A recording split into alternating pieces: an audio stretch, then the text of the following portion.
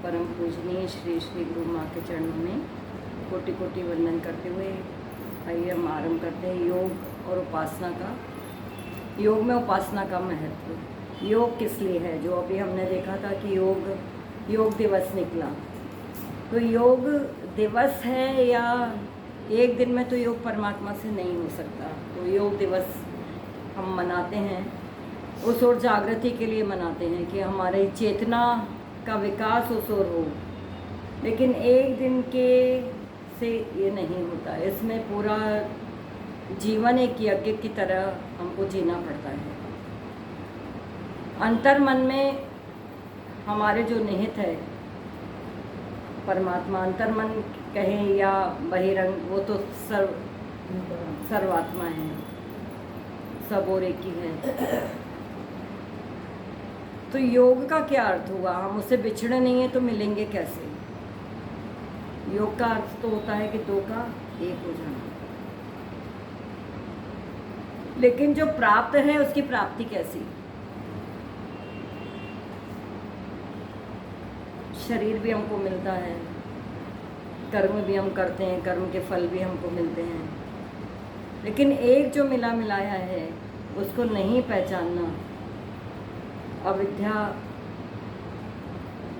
ही उसका कारण हो सकता है, अज्ञान। और ये जो भ्रांति है, ये जो संशय है ना, जो हमसे कभी दूर नहीं होता। कौन सा संशय है? कि मैं शरीर हूँ कि आत्मा हूँ। आत्मा की बात तो सुन ली, आत्मा आत्मा, पूरी दुनिया कहती है आत्मा आत्मा, लेकिन आत्मा क्या है उसकी अनुभूति किसी को नहीं होती। और उसकी अनुभूति नहीं होने से पूरे संसार में प्रपंच है और सर्वनाश है, जीवन का सर्वनाश। जीवन का भौतिक विकास आप बहुत देखते हैं, सब और भौतिकता है, भौतिक आकर्षण है, और उस भौतिक आकर्षण और भौतिक वस्तुओं के लिए ही हमारा पूरा जीवन निकल जाता है, बिल्कुल व्यर्थ में।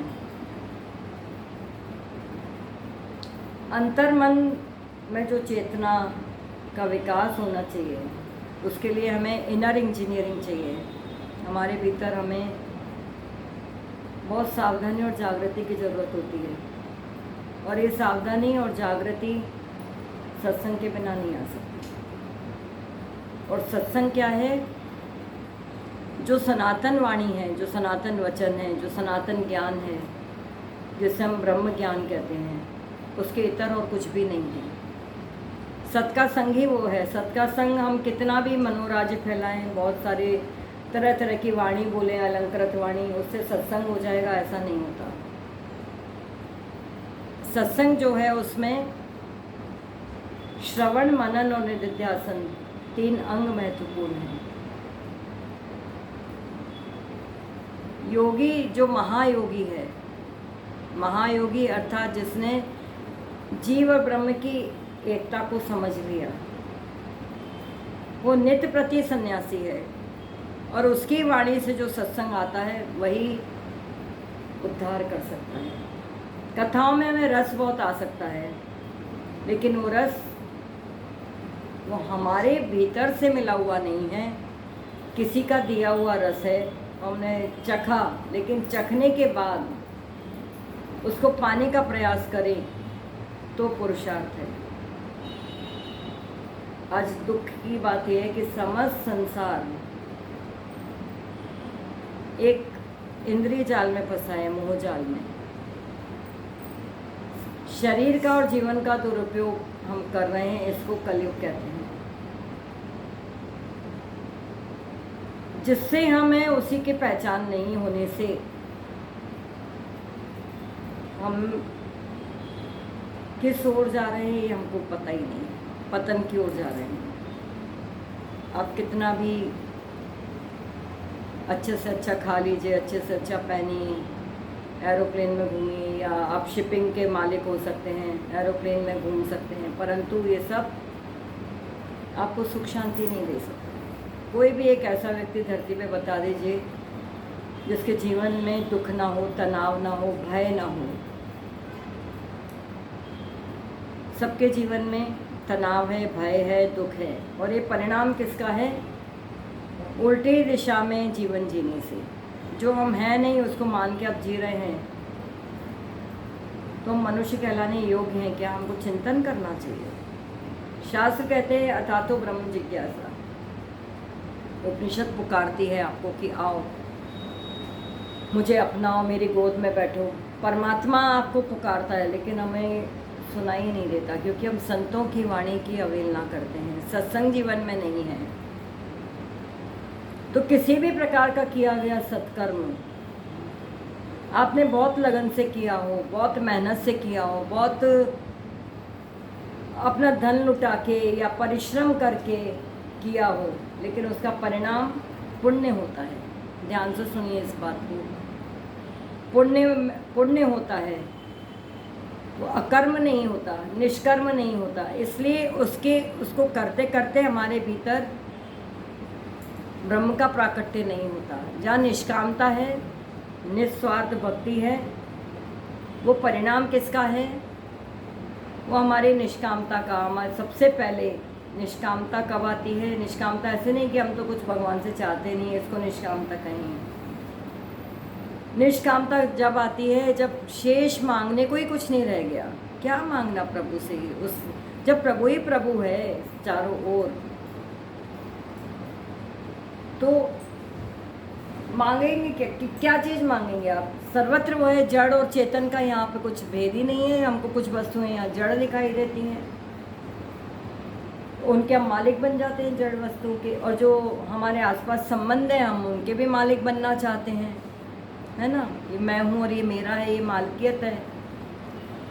ये मालकियत जाती नहीं है तब तक अध्यात्म का आरंभ नहीं हो सकता, क्योंकि आपका इसमें आड़े आ रहा है देहाध्यास। सबसे पहले शरीर में बैठकर ही तो आप कहेंगे ना, पहले शरीर को आपने मैं जान लिया तभी तो आप मेरा कहेंगे आगे। अगर शरीर को भी आप जानते हैं कि ये मैं नहीं हूँ और ये मेरा नहीं है, तो फिर संचय क्या करेंगे आप? किसका परिग्रह करेंगे? क्या जोड़ेंगे भीतर? आएगा संघर्ष हो सकता है मन में, कुमति सुमति के मध्य में, लेकिन विजय किसकी होगी? सुमति की ही होगी, सुनीति की ही होगी, शास्त्र की होना चाहिए, और गुरु तत्व की विजय होना चाहिए। गुरु तत्व क्या है? द्वंद्वातीतम अखंड मंडलाकारम। जो अखंड है उसको दिखाने वाला, द्वंद्वातीतम। जब द्वंद्व से अतीत जो वस्तु है उसको कौन दिखा सकता है? जिसने देखी हो वही दिखा सकता है, और वही गुरु तत्व है, और उसको ही हमको देखना है। इसलिए उपासना जो है वो योग की ओर ले जाए, तो आरंभ समझिए, है ना?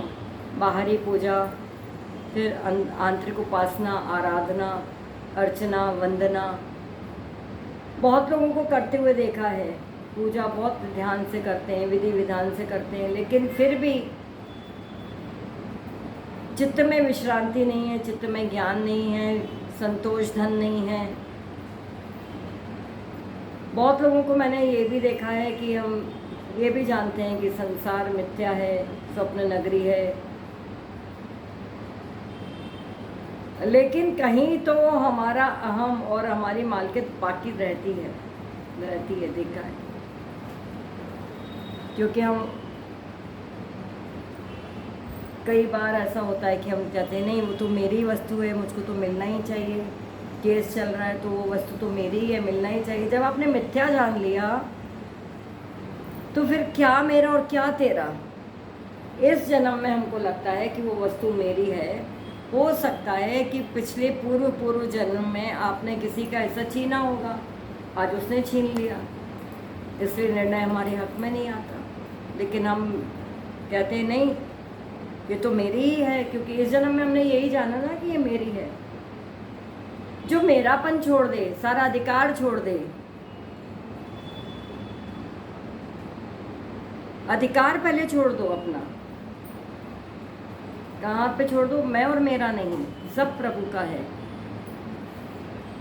तो आप परम योग की तरफ जाएंगे। जीव की एकता को समझना, ये अध्यात्म है। जीव और ब्रह्म की एकता को समझना, इसको कोई नहीं समझ पाता।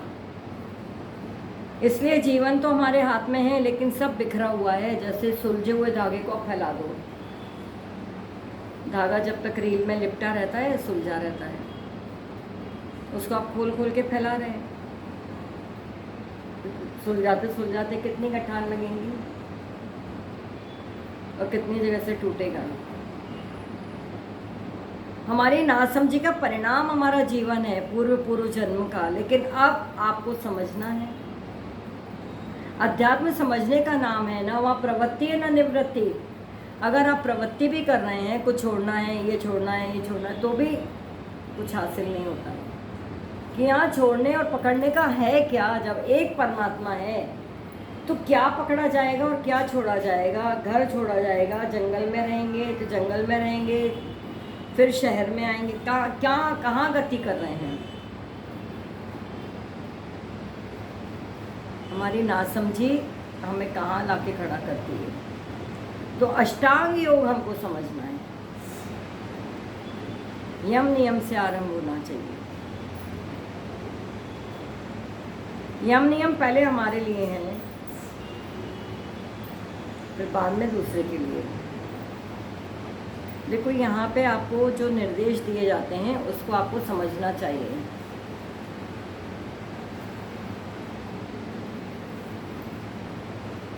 जो निर्देश है ना, ये आपको इशारा करते हैं, आपसे जोर जबरदस्ती नहीं करते, आपको आज्ञा नहीं देते, निर्देश देते हैं। ये गुरु की करुणा होती है और उसको समझ के आत्मसात कर लेना चाहिए ना। कहा अपरिग्रही बनो, तो आप अपने आसपास वातावरण को देखो, अपने आप को देखो कि मुझे कहाँ पे त्याग करना है, कितना संचय करना है, कौन से किस स्वच्छ वातावरण में रहना है और कैसे।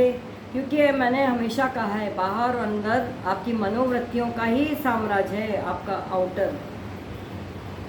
बहिरंगता में आप जो जी रहे हैं वो आपके अंतर मन का ही पसारा है। आप ऐसा नहीं कह सकते मेरे घर में ऐसा है तो उसका प्रभाव मेरे चित्त पर नहीं पड़ेगा। गलत। आपके चित्त का प्रभाव आपके घर का वातावरण बताता है, आपका समाज बता देगा, आपका परिवेश बताएगा, आपका देश बताएगा। आज जिस हालत में मानवता खड़ी है वो किसका परिणाम है? बताइए किसका परिणाम है? अविद्या का। मूल कारण क्या है? भ्रांति। एक ने समझा मैं हिंदू हूँ, एक ने समझा मैं मुस्लिम हूँ, एक ने कहा मैं सिख हूँ, एक ने कहा मैं क्रिश्चियन हूँ। उपनिषद की शरण आता ही नहीं है तो हम कैसे सनातनी हैं? कहाँ से सनातनी हो गए? उपनिषद कहता है कि एक परमात्मा है, हम वहाँ तक पहुँचते नहीं हैं। कृष्ण जहाँ से खड़े होकर पुकार रहे हैं कि मैं ही मैं हूँ, हम वहाँ तक नहीं पहुँचते। कृष्ण को बाहर से श्रृंगार करते हैं, क्या उससे प्रसन्नता है ईश्वर की? समाधि तक जाना है ना भाई। आसन, प्राणायाम, प्रत्याहार, ध्यान, धारणा, समाधि। ध्यान किसका रखा जाए? प्रत्याहार किस लिए? प्रत्याहार का अर्थ है कि सारी इंद्रियों को अंदर सिकोड़ लेना। ये किसी के बस की बात नहीं है। पतंजलि योग में कहा कि चित्त वृत्ति का निरोध, लेकिन आम आदमी के लिए चित्त वृत्ति का निरोध क्या मायने रखेगा? नहीं कर सकता। योग में बहुत विधियां हैं। कोई सिद्धि करता है, कोई प्राण को अंदर ब्रह्मरंध्र में चढ़ाता है और मिट्टी में बैठ जाता है। सालों साल भी रह सकते हो, 1000 साल भी रह सकते हो। कोई सिद्धियां चमत्कार करता है, कुछ सिद्धियों को सिद्ध करने के पश्चात कुछ आपके बिगड़े हुए काम संवारता है। ये सब योग की सिद्धियां हैं, परंतु ये अध्यात्म नहीं है। भक्ति, ज्ञान और वैराग्य। भक्ति आपको परमात्मा से विभक्त नहीं होने देती, वही भक्ति है। तो अखंड चिंतन। देखो हम संसार में रहते हैं, व्यवहार में रहते हैं, तो इसका प्रभाव हमारे मन पे आता है और हम इस व्यवहार को निभाते हैं। लेकिन हमारी मूल वृत्ति में अगर हम जागृत हैं कि अहम ब्रह्मास्मि, फिर आप कृत्य कर रहे हैं, फिर आप चिंतन कर रहे हैं, तो आपका एकत्व आपको भटकने ही नहीं देगा ना। कर्म होगा ही नहीं, कर्म करते हुए भी कर्म नहीं होगा, किसके प्रति होगा बताइए। आप बिल्कुल गहराई में चले जाएं एक एक परमाणु की, तो क्या रज है कि वो अध्यात्म आत्मा ही है, वो शक्ति ही है, चेतन है। सबके मूल में चले जाओ, नाम और रूप हटा दो आप, तो संसार कहाँ है फिर। ध्यान की पराकाष्ठा क्या है कि नाम और रूप दो हटा दो, फिर आप क्या चिंतन करें, एक चेतन रह जाता है। ध्यान देना इस बात पर, प्रैक्टिकल करके देखना। नाम भी हटा देना सबका, जगत का। एक परमात्मा का नाम तो साचा नाम है, उससे महाशक्ति का आवाहन होता है। बाकी जो नाम रूप है जिसको आप संसार मान के बैठते हैं, उसका रूप हटा देना और नाम, क्या शेष बचा। किसका ध्यान करेंगे, किससे अपने चित्त को जोड़ें, यही अभ्यास हमको करना है।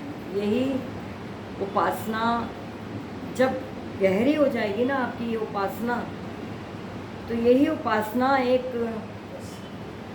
वो बन जाएगी, निमंत्रण परमात्मा के लिए। आपके अंतःकरण में वो प्रकट कर देगी परमात्मा को। अंतःकरण में क्यों प्रकट करना है, वो तो सर्वत्र है, रोम रोम में बसा है। लेकिन अंतःकरण जो हमारा मनन चिंतन करता है, और बुद्धि हमारी जो संसारिक बुद्धि है, भौतिक बुद्धि है, दैहिक बुद्धि है, जो हमारे संसार के लिए कामना वासनाओं से हमको युक्त कर रही है, वही मन, वही चित्त हमारे अहंकार को प्रभावित करता है। अगर मनन हमारा शुद्ध होगा, पवित्र होगा, और मन की पवित्रता केवल शास्त्र से आएगी, शस्त्र से नहीं आएगी, गंगा में नहाने से नहीं आएगी, कुंभ में डुबकी मारने से नहीं आएगी, अपने भीतर के कुंभ में डुबकी मारने से आएगी। जिस घाट पे संत बैठे हैं, जिस घाट पे तुलसीदास चिंतन मिस रहे हैं, जिस घाट पे वृंदावन की गोपिकाएं अपनी गगरिया में जल भर के लाती हैं और शाम शाम पुकारती हैं, उनका तन मन धन शाम के अतिरिक्त कुछ नहीं। ऐसी आपकी इंद्रियां हों तो प्रत्याहार अपने आप हो जाएगा, वो अंतर्मुखी अपने आप हो जाएंगे। सत्य को जान लेने से कुछ करने की आवश्यकता नहीं है। आपकी चेतना एक कश्यप की भांति हो जाती है। कश्यप देखा होगा आपने, शिव जी के मंदिर में बाहर रहता है कछुआ। कछुए की पीठ पर आक्रमण करो तो अपने अंगों को सिकोड़ लेता है, और उसी की पीठ पर तो पर्वत धारण करने के पश्चात मंथन हुआ। एक सत्य की लगन आपको लगती है कहाँ? प्रथम भक्ति संतन कर संग। संतों का सानिध्य नहीं तो हम कितने शास्त्र पढ़ लें, हम अंतर्मुखी हो ही नहीं सकते। हमारी चेतना का आध्यात्मिक विकास नहीं होगा। संस्कार आएंगे आप में, अब संस्कारित जरूर होंगे। पाठ पढ़ने से, इससे आप संस्कारित होंगे, आपकी भावना शुद्ध हो सकती है, परंतु अध्यात्म की ओर विकास नहीं होता, क्योंकि अध्यात्म जहाँ है वहाँ हमारा स्पर्श ही नहीं हो रहा। मनसा वाचा कर्मणा हम स्पर्श नहीं कर रहे, तो योग कैसे होगा? योग दिवस योग में परिणित हो सकता है क्या? परिणीता याद आई मुझे। परिणीता कौन? जो सप्तपदी है। आपने देखा होगा जब नवविवाहिता स्त्री आती है तो उसको लक्ष्मी का रूप माना जाता है। बाद में आप भले उसे ज्वालामुखी कहो या कहो ये पराई लड़की आ गई, सब गड़बड़ हो गया, उस वक्त तो बड़ी भली लगती है। तो क्या करते हैं, एक कुंभ में अक्षत रखते हैं,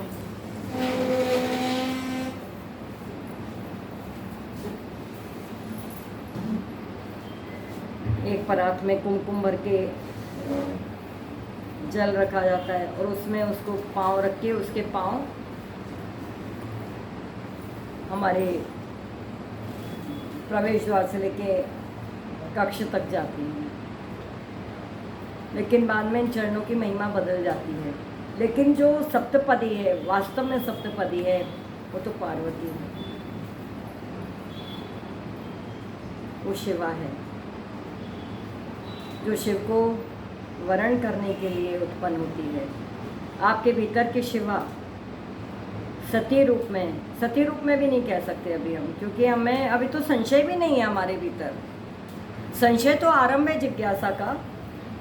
संशय अगर सच में बुद्धि में जागृत हो जाए कि मैं कौन हूँ, हु आई एम, तो आरंभ हो जाता है सत्य का। लेकिन हमारे मन में संशय भी नहीं है, हम तो माने बैठे हैं, मनुष्य हैं, एक व्यक्ति हैं, सज्जन हैं, मैं स्त्री हूँ, मैं माँ हूँ, मैं पति हूँ, मैं समाज सेवी हूँ।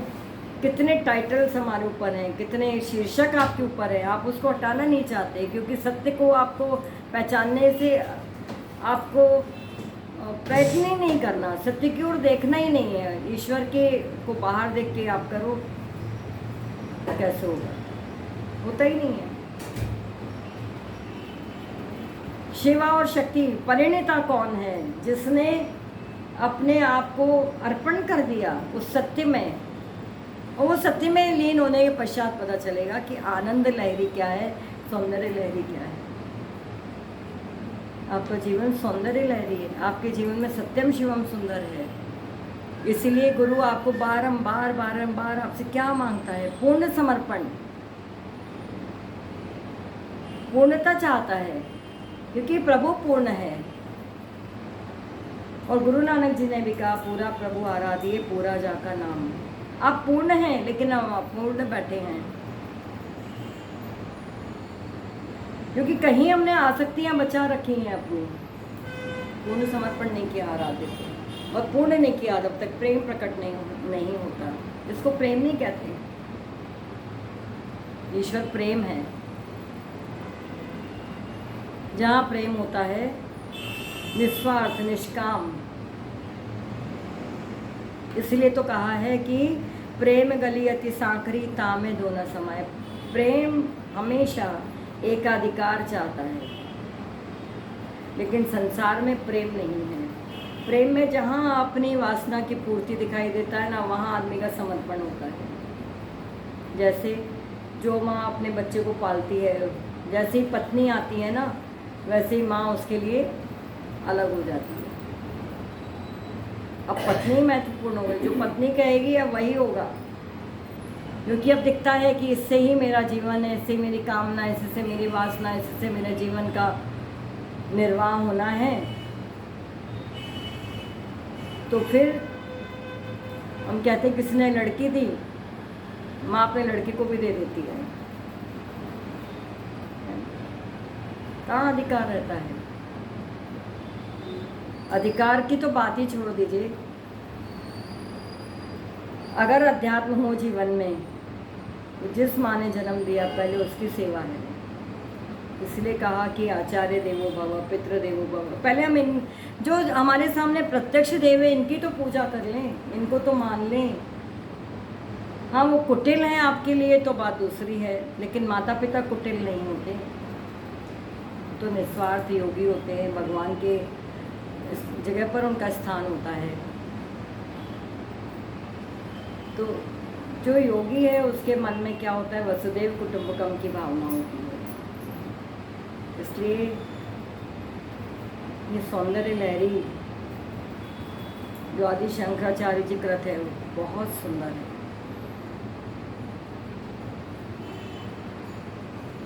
आप अपनी भ्रांति हटाओ, पूर्ण समर्पित हो, तो आपको अभी का अभी आपकी झलकें मिलना शुरू हो जाएंगी भीतर से। और ये झलकें जो थोड़ी थोड़ी होती हैं, ये फिर बिल्कुल एक रस हो जाती हैं। इसमें फिर झलक नहीं होती, एक निरंतरता होती है, एक नित्यता होती है। उसी को ही समाधि कहते हैं। ध्यान, धारणा, समाधि। धारणा, धारण करना, उस ज्ञान की चित्तवृत्ति को धारण किए रहना, वो धारणा है। हम किसी के बारे में धारणा बना लेते हैं ना, कुछ ये ऐसा ही ऐसा है, वो बदलता है, नित्य परिवर्तनशील है संसार। जो आज आपको बहुत भला लग रहा है, वो कल हो सकता है आपकी आस्था बदल जाए। परिवर्तन घटित हो जाए। सब कुछ परिवर्तनशील है यहाँ, लेकिन परमात्मा नहीं बदलता, इसीलिए वो पूजनीय है। उसके वचन नहीं बदलते, उन्होंने जो वचन कहे उसका पालन करना, यही ईश्वर की सच्ची पूजा है।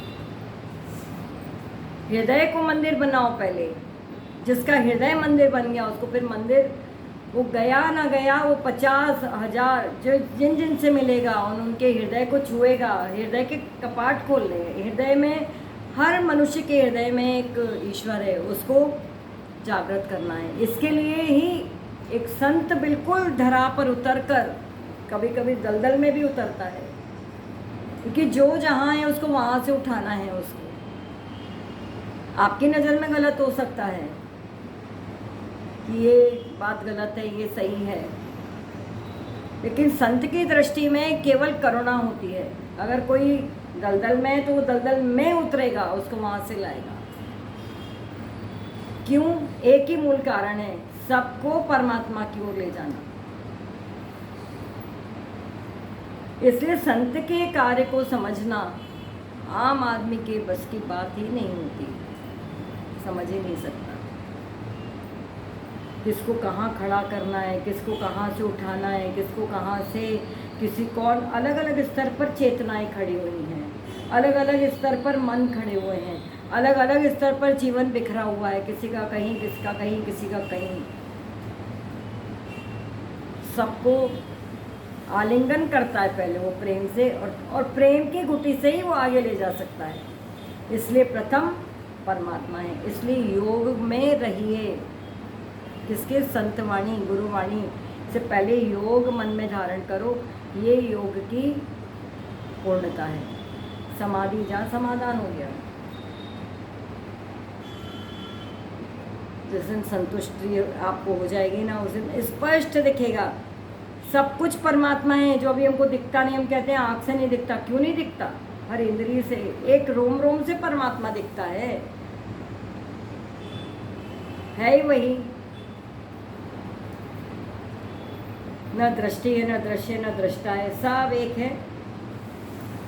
उसको समाधि कहते हैं। इसी को कबीरदास जी ने कहा है, आँख न मूंदो, कान न रूंदो, आँख न मूंदो, सहज समाधि भली रे साधो, सहज समाधि भली। इसको ज्ञान समाधि कहते हैं। जो ज्ञान में टिक गया, जो अपने सच्चिदानंद स्वरूप में निहित हो गया, जो अमृत स्वरूप है, जो ब्रह्मानंद है, उसमें डुबकी लगाओ ना। आप कहाँ संसार में भटक रहे हो भाई? कोई रिश्ता, कोई नाता आपको संपूर्णता यहाँ दे ही नहीं सकता, क्योंकि एक ही है परमात्मा। उसको जान लिया तो आप पूर्ण हो गए। आप भी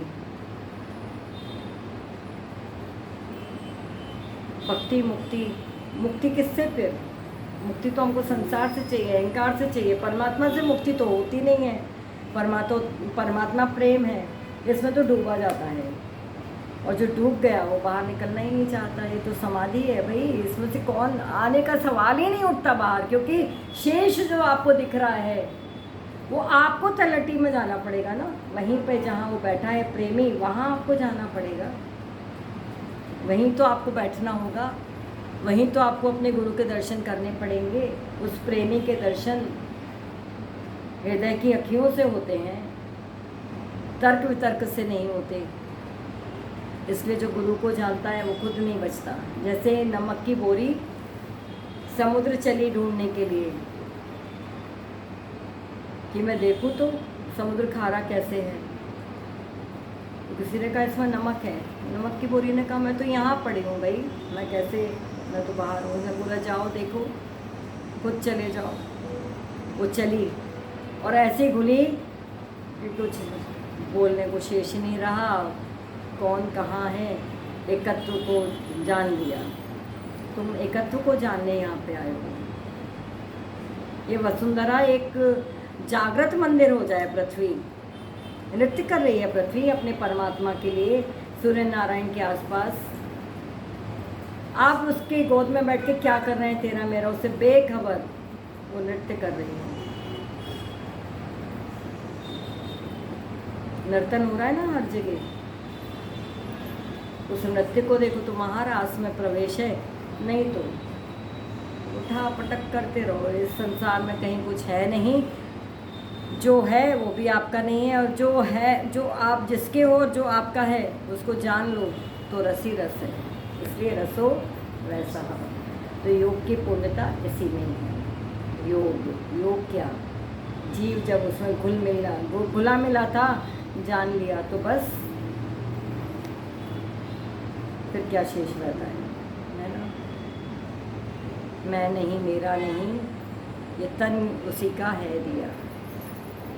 इसी को ब्रह्मानंद स्वामी जी कहते हैं, मुझे मेरी मस्ती कहाँ लेके आई, मुझे मेरी मस्ती कहाँ लेके आई, जहाँ मेरे अपने सिवा कुछ नहीं है, सिवा कुछ नहीं है, मुझे मेरी मस्ती।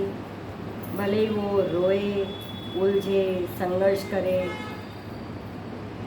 लेकिन वो एकत्व में रहता है। जैसे नारायण ही आके लीला करते हैं भांति भांति की, ऐसे ही प्रेमी फिर लीला करता है।